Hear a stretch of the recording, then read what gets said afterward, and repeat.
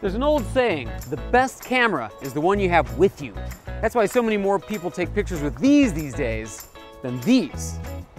But that doesn't mean phones take better pictures. If it's important, a baby, a graduation, your family, you want something with a bigger sensor and better lenses. On the other hand, what non-professional is going to carry one of these around all day? Well, about 3 years ago, Sony came up with the RX100 camera. It's small enough to fit in a pants pocket, and yet inside there's this big expensive semi-pro sensor.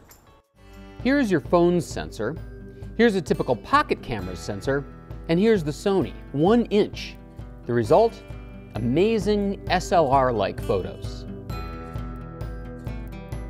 Now Sony's up to the 3rd generation RX100, the Mark III. It's $800, but keep in mind it's semi-professional equipment. And even so, Sony has sold a ton of these things. So here comes Canon smelling blood with a copycat model, the G7X. Once again, the photos are spectacular. In fact, almost identical. Canon, Sony. Canon, Sony. Canon, Sony. And no wonder, they contain exactly the same 1 inch 20 megapixel sensor. But the Canon has some huge advantages. First, it zooms much farther, 4.2x instead of 2.9. 44% more, that's a big deal. Second, a touchscreen. Handy when you want to indicate what to focus on, or you want to zoom into a picture. And the Canon is $100 cheaper, 700 bucks. Okay, so Canon wins, right? There's a new king in town. Not quite. Both screens flip up for selfies, but the Sony screen also flips down for shooting up over your head.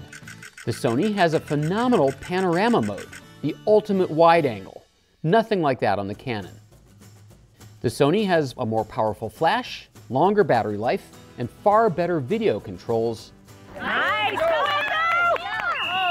And above all, the Sony has an eyepiece viewfinder hidden away until you need it. You can't imagine what a difference that viewfinder makes, in sunlight especially. Try shooting your kid's soccer game with that view.